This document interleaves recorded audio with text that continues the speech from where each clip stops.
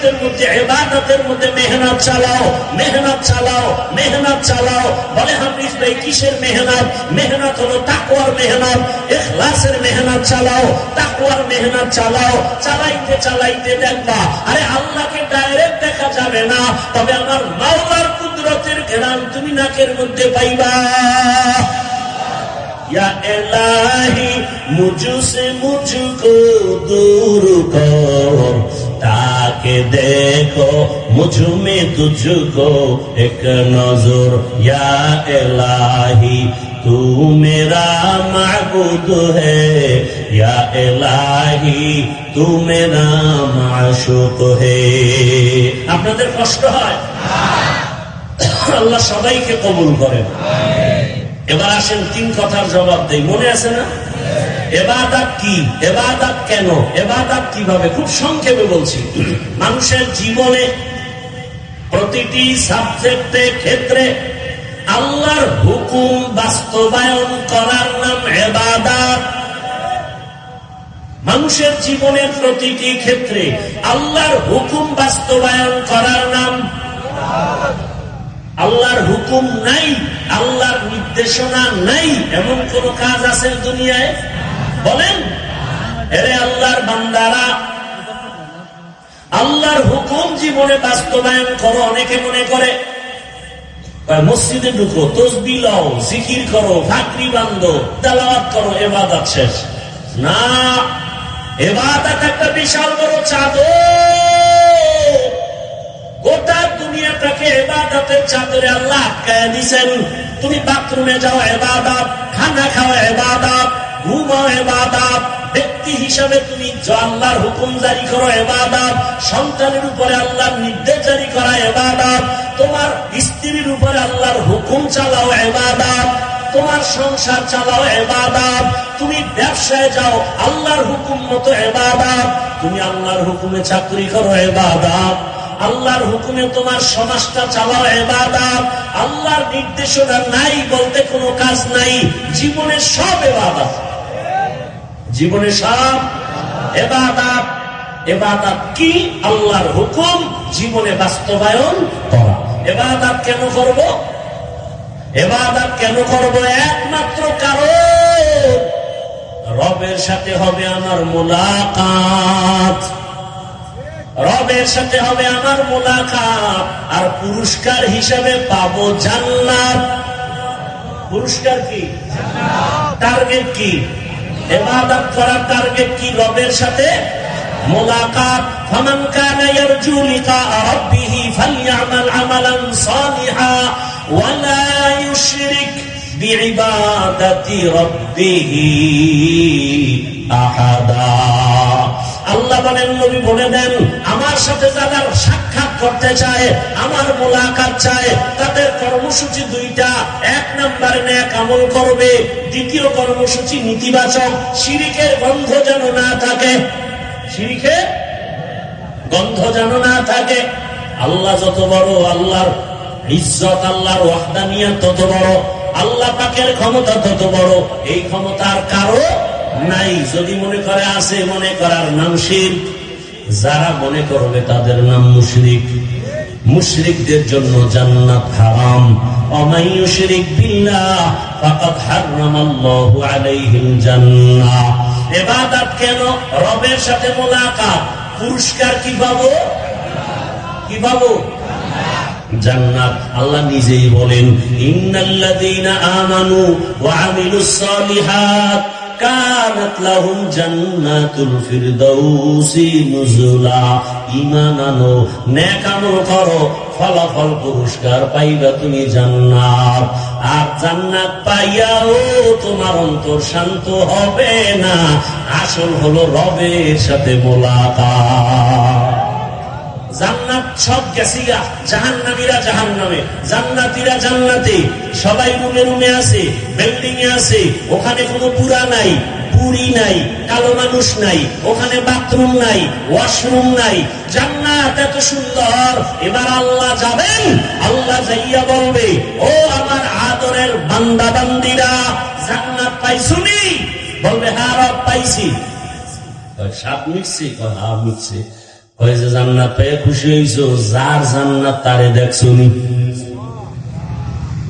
না তো আগ্রহ জাগবে, আল্লাহ তোমারে তো দেখতে মনে চায়। আল্লাহ বলবেন ফেরেশতারা সুন্দরভাবে মঞ্চ বানাও,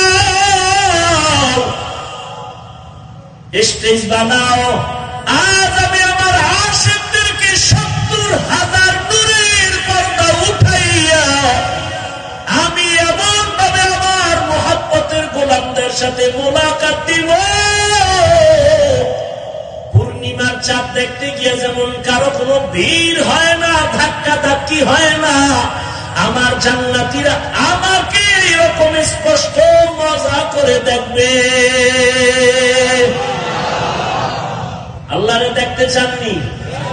বেশি বেশি পিড়ি টানবেন আর আলেম ওলামারে গালাগালি করবেন, দেখবেন ঘুমের মধ্যে মোলাকাত হয়ে যাবে। আল্লাহ হেদায়েত দান করেন। আরো আস্তে করে বলেন ইবাদত কি? আল্লাহর হুকুম জীবনে বাস্তবায়ন করা। ইবাদত কেন? রবের সাথে মোলাকাত, পুরস্কার। এবার 3 নাম্বার কথা, ইবাদত কিভাবে করব? মনের মতো, শয়তানে যেরকম কয়, ডাক্তার যেরকম কয় না। ভালো করে মনে রাখবেন, ইবাদত হবে একমাত্র, শুধুমাত্র, কেবলমাত্র মদিনাওয়ালা রসুলের আদর্শ অনুযায়ী। আর কারো আদর্শ মানা যাবে? কেন যাবে না? দুনিয়ার সবার আদর্শ না পাক, না পাক, না পাক, একমাত্র মদিনাওয়ালা রসুলের আদর্শই হলো পাক। রসুলের আদর্শের মতো দামি, পারফেক্ট আর পাওয়ারফুল আদর্শ দুনিয়াতে আর বলার সময় আমার হাতে নাই। মক্কা নগরীর মানুষ এতটা ইতর, এতটা দুশ্চরিত্র, এতটা লম্পট, নারী আর পুরুষ একসাথে উলঙ্গ হইয়া বাইতুল্লাহ দেওয়ালটারে তাওয়াফ করে, প্রদক্ষিণ করে। এরা ভালো মানুষ। কোন পশু জবাই করলে রক্ত লইয়া বাইতুল্লাহ দেওয়ালে মাখে, ভালো মানুষ না। বাবা হইয়া কন্যাকে দেখতে পারে না, নিজে কন্যার গলা টিপে মেরে ফেলে, কত খারাপ এই মানুষগুলো। রসুলের আদর্শ পাইয়া এতটা দামি হয়ে গেল, আল্লাহ মিষ্টি পাঠায় দিয়া কয়, জিবরাইল যা রসুলকে জানায় দাও এই লিস্টিতে যাদের নাম আছে এরা বিনা হিসাবে জান্নাতি। আতিনা ফি দারে দুনিয়া না হাসান, আতিনা ফি দারে উকবা না হাসান। ও আমার আমিনপুরের বাবারা, ও বৃদ্ধ বাবাজিরা, ও আমার কলিজার যুবক বাবারা, পর্দার আড়ালের মা বোনেরা, ভালো করে বুঝো। এখনো যদি কেউ দাঁড়াইয়া আমাকে যুক্তি দিয়া বুঝাইয়া দেখাইতে পারো নবীর আদর্শ ছাড়া আব্রাহাম লিঙ্কনের আদর্শ আরো ভালো, আল্লাহর কসম আমি নবীরটা বাদ দিয়া আব্রাহাম লিঙ্কনেরটা নিব। কেউ যদি দাঁড়াইয়া বলতে পারো ও হাফিজ ভাই মদিনাওয়ালা রসুলের আদর্শ থেকে আরো সুন্দর আদর্শ মাউশেতুনের আদর্শ, আমি নবীরটা বাদ দিয়া তারটা নিব। কেউ যদি বলতে পারো হাফিজ ভাই রসুলের আদর্শ ছাড়া আরো সুন্দর আদর্শ শেখ মুজিবুর রহমানের ভেতরে, আমি নবীরটা বাদ দিয়া শেখ মুজিবুর রহমানেরটা নিব।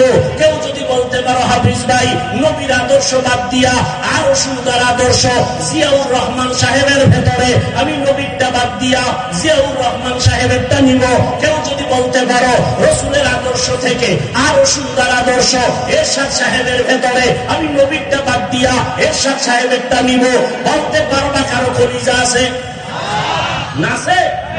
তাহলে আমার একটা আবদার যুবকদের কাছে, একটা ভালোবাসার আবদার, আগামী কালকে থেকে 200 টাকা ব্যয় করে একটা ব্যানার বানাও, 2 ফিট 3 ফিট ব্যানার বানাইয়া বাজারে বাজারে লাগাও। ব্যানারের স্লোগান লেখো, দুনিয়ার সবার আদর্শ না পাক, একমাত্র রসুলের আদর্শই হলো পাক।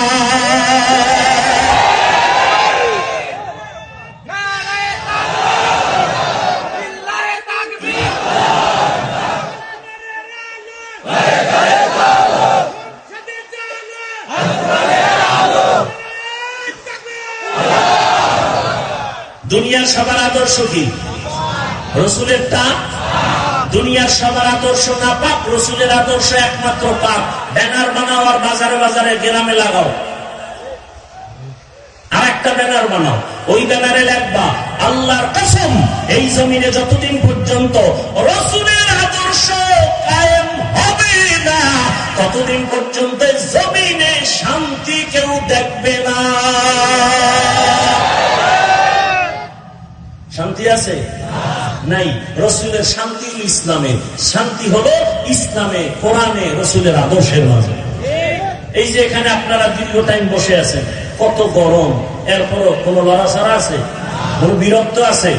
এটা কি পুলিশের ভিড়ার ভয়, র্যাবের বাড়ির ভয়?